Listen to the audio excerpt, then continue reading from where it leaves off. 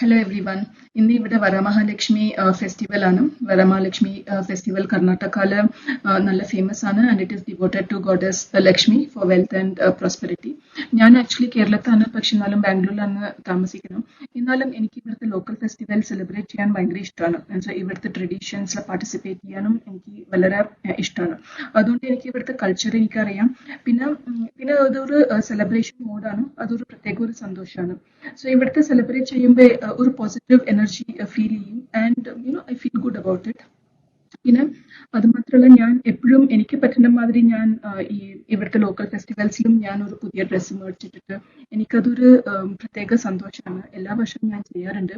So അതുകൊണ്ട് ഞാൻ ഇന്ന് വരമഹാലക്ഷ്മി ദിവസത്തിലെ ഒരു സിമ്പിൾ ലഞ്ച് ഞാൻ ഉണ്ടാക്കി. ബോളി ഉണ്ടാക്കി. ദാറ്റ് ഈസ് കർണാടകത്തെ എന്ത് ഫെസ്റ്റിവലിലും ബോളി എന്തായാലും ഉണ്ടാവും. സോ കടലപ്പരിപ്പ്, തേങ്ങ, വെള്ളം ഒക്കെ ഇട്ടിട്ട് സ്റ്റഫ് ചെയ്തിട്ട് മൈദ അല്ലെങ്കിൽ ഗോതമ്പ് മാവിൽ സ്റ്റഫ് ചെയ്തിട്ട് ഉണ്ടാക്കാം. പിന്നെ ഞാൻ സാമ്പാർ ഉണ്ടാക്കി. അത് നമ്മളുടെ കേരളത്തെ സാമ്പാർ മാതിരി. പിന്നെ പൊങ്കൽ 1 കപ്പ് പച്ചരിന് 1 കപ്പ് ചെറുപയർ ഉപ്പിട്ടിട്ട് വേവിച്ചിട്ട് പിന്നെ താളിക്ക.